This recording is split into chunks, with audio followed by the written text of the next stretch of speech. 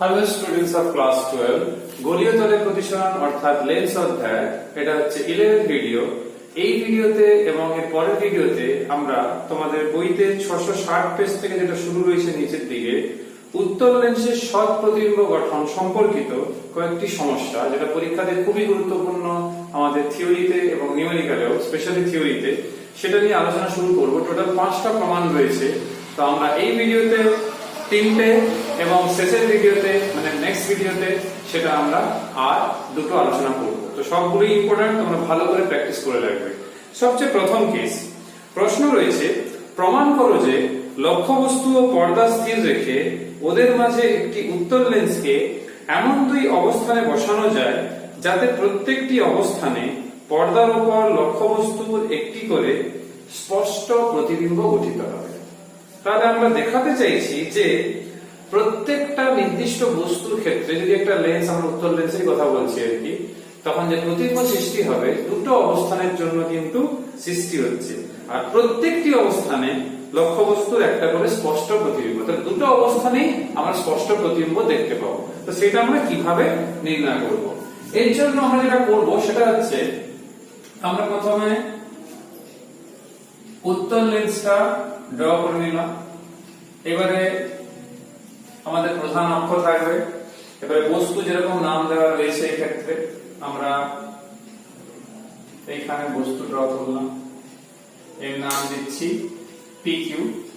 এইবারে প্রতিবিম্ব সেখান থেকে তৈরি হবে যেরকম আমরা আগেও করেছি। এটা হচ্ছে তার অ্যাপারেচারটা, এই অ্যাপারেচার, এই হচ্ছে আপতিত রশ্মি, সেখান থেকে এদিকে প্রতিসরিত রশ্মি হবে, আর এখান থেকে আলোক কেন্দ্র যেটা রয়েছে ও, তার মধ্য দিয়ে চ্যুতিবিহীন রশ্মি বেরোবে। এবারে এখান থেকে প্রতিবিম্ব সৃষ্টি হবে দুজন, যেখানে তোমরা স্কেল নিয়ে পড়বে।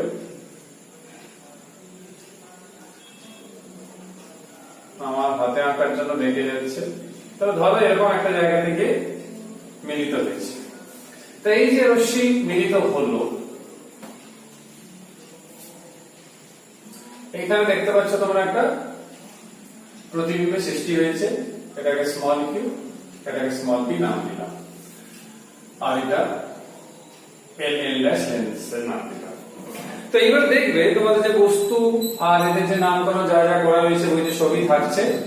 এই যে এখানে রয়েছে এইটাই হচ্ছে কিন্তু আমাদের পর্দা, যার নাম বইতে দেখবে S1 S2 নাম রয়েছে বইতে, S1 S2। তো বইতে যা নাম আছে আমি তাই দিলাম। তো বুঝতে পারছো এই ক্ষেত্রে আমাদের বস্তু দূরত্ব কোনটা?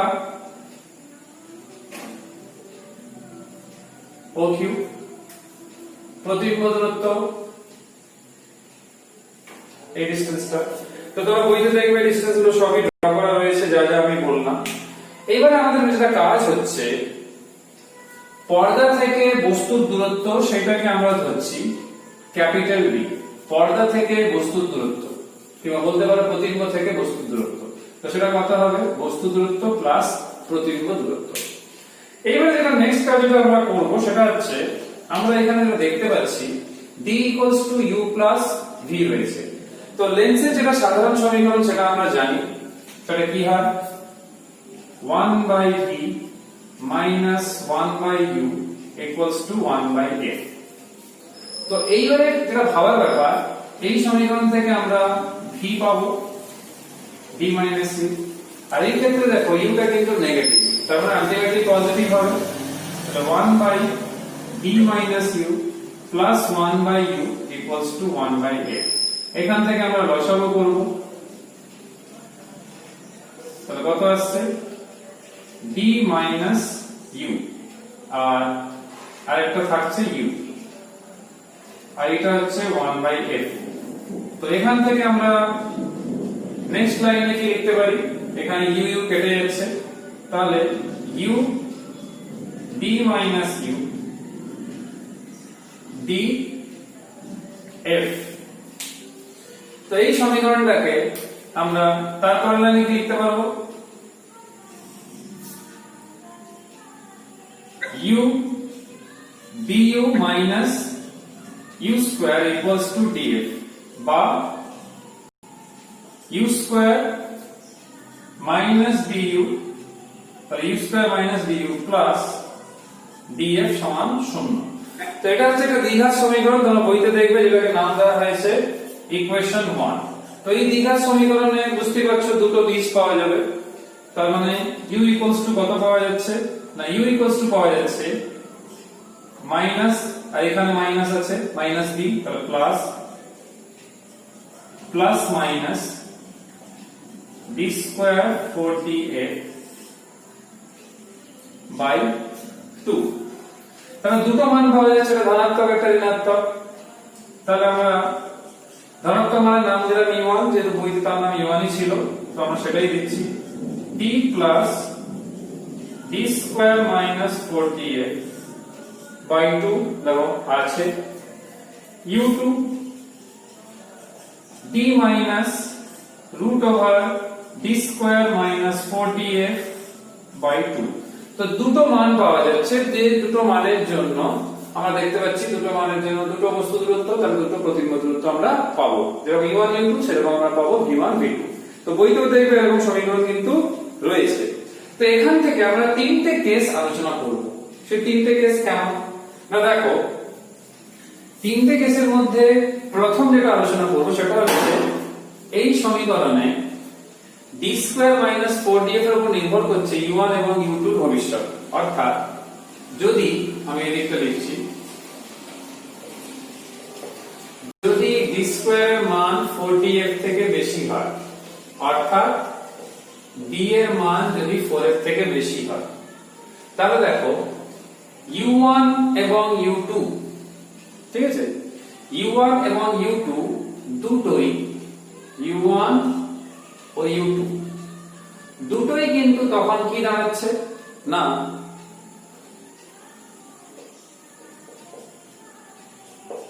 বাস্তব মান থাকছে, কেন ইমাজিনারি হচ্ছে না, প্রথম টার্মটা পজিটিভ থাকার জন্য।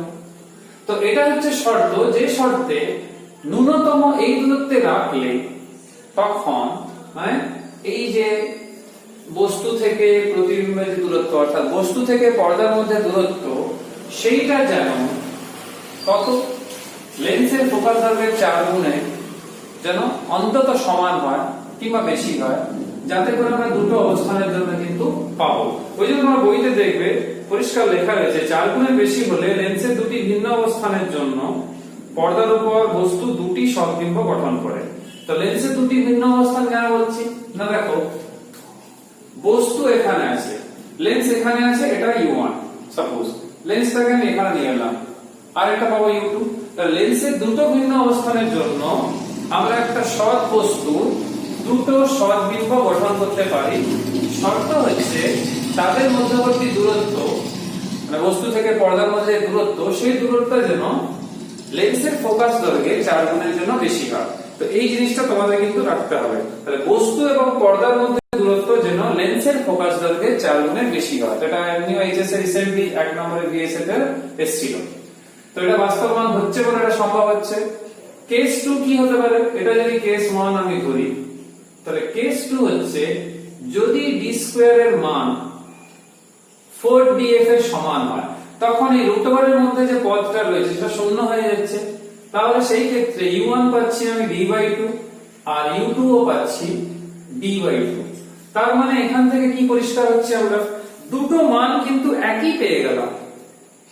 আবার এই যে d/2 আমরা মান পেয়ে গেলাম, তো d এখান থেকে কত পাওয়া যাচ্ছে, d দিয়ে একটা কেটে যাচ্ছে, d 4f, এটা বসালে কত আসছে না d 2f।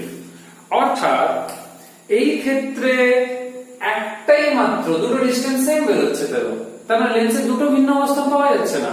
লেন্সের একটা মাত্র নির্দিষ্ট অবস্থানের জন্য পর্দার উপর একটি মাত্র সৎ প্রতিবিম্ব তৈরি হচ্ছে, দুটি নয়, একটি মাত্র তৈরি হচ্ছে। তো এটা পয়েন্ট ভালো করে তোমরা মাথায় কিন্তু রাখবে। এবার প্রশ্ন হচ্ছে এই ক্ষেত্রে যদি দুটোই লেন্সের অবস্থান সেম হয়ে যাচ্ছে, তাহলে একটাই অবস্থান পাওয়া যাচ্ছে, তাহলে প্রতিবিম্ব দূরত্ব কত হবে না, প্রতিবিম্ব দূরত্ব কত ছিল, v d - u ছিল।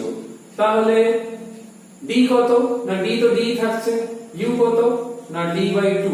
তো লক্ষ্য করে দেখো এই ক্ষেত্রেও কিন্তু মান একই পাওয়া যাচ্ছে, তার মানে বস্তু দূরত্ব আর প্রতিবিম্ব দূরত্ব কোনো পরিবর্তন হচ্ছে না, এখানেও 2f এখানেও 2f থাকছে, কিন্তু দুটো ভিন্ন অবস্থানের জন্য সদ্বিম্ব পাওয়া যাচ্ছে না, একটা মাত্র অবস্থানের জন্য পাওয়া যাচ্ছে। কেস 3 হচ্ছে যদি আমাদের এই যে d স্কয়ার মাইনাস 4df রয়েছে সেটা যদি এর উল্টো হয়, অর্থাৎ d স্কয়ার যদি 4df এর থেকে লেস দেন, অর্থাৎ d যদি লেস দেন 4f হয়, তখন u1 আর u2 কি হচ্ছে, না u1 আর u2 হয়ে যাচ্ছে ইমাজিনারি, অর্থাৎ বাংলায় যেটা আমরা বলি কাল্পনিক। u1 u2 এর মান বাস্তব মান হচ্ছে না। তো বাস্তব মান না হওয়া মানে তোমরা লেন্সকে এই অবস্থায় যেই অবস্থানে নিয়ে এসো, যেখানে খুশি নিয়ে এসো না কেন, এখানে সেখানে যেখানে, কোনো প্রতিবিম্ব কিন্তু গঠন হবে না। তার মানে রিয়েলিটিতে বলতে গেলে এর কোনো অস্তিত্বই নেই, কারণ কোনো প্রতিবিম্ব আমরা পাচ্ছি না, তাহলে এটার কোনো লাভও নেই। ওই জন্য দেখবে তোমাদের বইতে লেখাও রয়েছে যে প্রতিবিম্ব কিন্তু গঠন হয় না, এই জন্য মিনিমাম 4 গুণের বেশি হতে হয় কিংবা অন্তত সমান হতে হয়, যাতে করে একটা হলেও প্রতিবিম্ব পাওয়া যায়। যদি 4 গুণের বেশি হয় ফোকাস দূরত্বে, তখন কিন্তু আমরা শিওর বলতে পারবো যে দুটো অবস্থানের জন্য কিন্তু আমরা সৎ প্রতিবিম্ব গঠন করতে পারবো উত্তল লেন্সকে নিয়ে। তো এই তিনটে কেস আমরা কমপ্লিট করলাম। নেক্সট দুটো প্রমাণের দিকে আমরা যাব।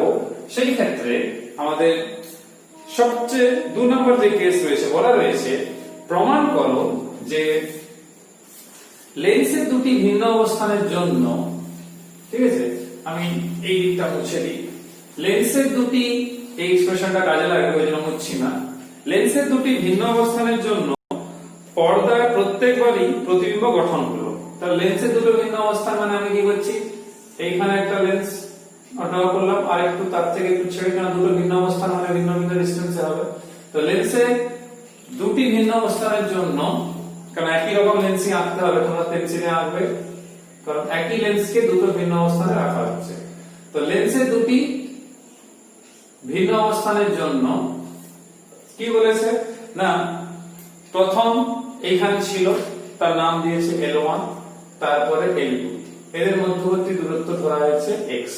আর প্রশ্নটা দেখা যায়, লেন্সের দুটি ভিন্ন অবস্থানের জন্য পর্দায় প্রত্যেকবারই প্রতিবিম্ব গঠন হলে লেন্সের ফোকাস দৈর্ঘ্যের মান, এইটা প্রমাণ করতে বলেছে, f সমান t square minus x square by 4t, এই প্রমাণটা তোমাদের করতে বলেছে।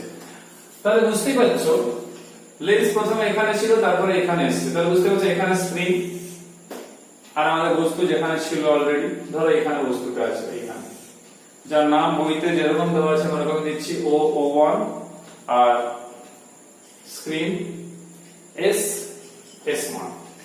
তো প্রথম ক্ষেত্রে এইটা যেটা রয়েছে প্রথম ক্ষেত্রে, তো প্রথম ক্ষেত্রে আমাদের বস্তু দূরত্ব কোনটা, না প্রথম ক্ষেত্রে বস্তু দূরত্ব হবে, আমি এটা একটু বড় করে আঁকি যাতে করে দূরত্বগুলো মেজারমেন্ট করতে সুবিধা হয়,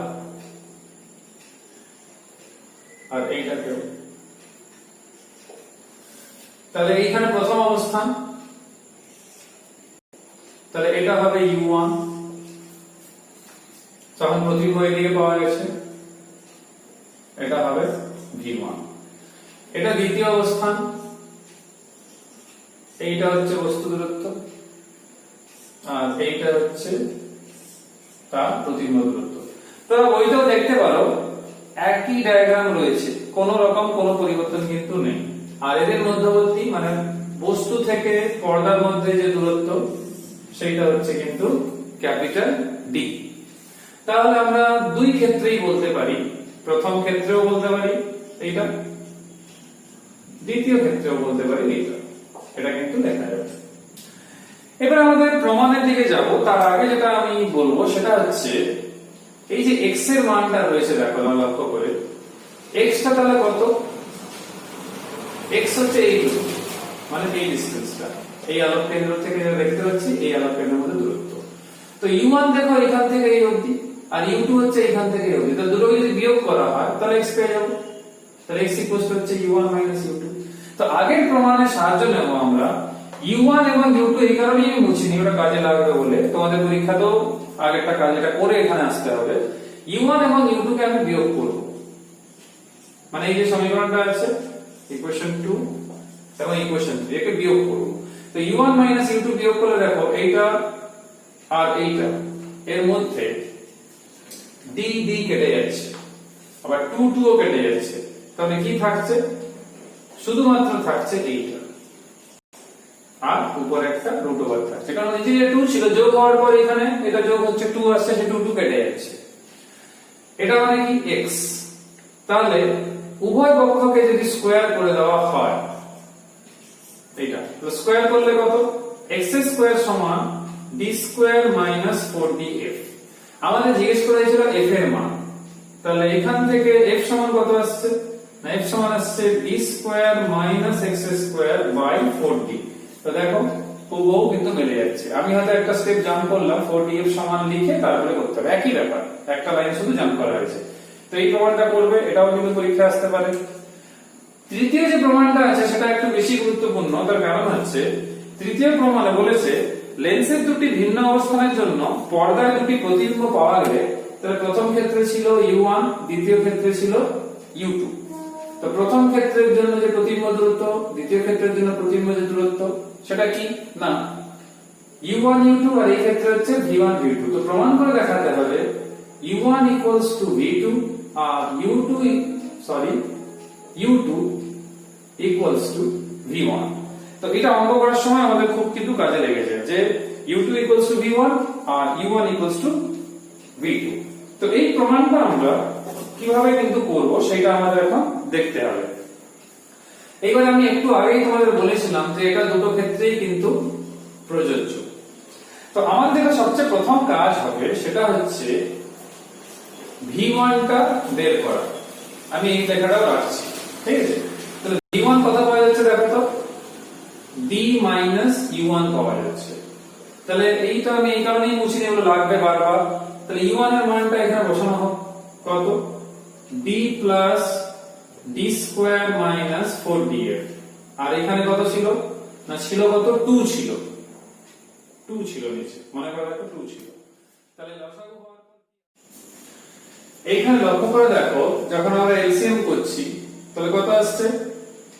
2d মাইনাস d, মাইনাস একটা বাইরে ছিল, তাহলে d square minus 4df by 2, অর্থাৎ d minus d square minus 4df by 2।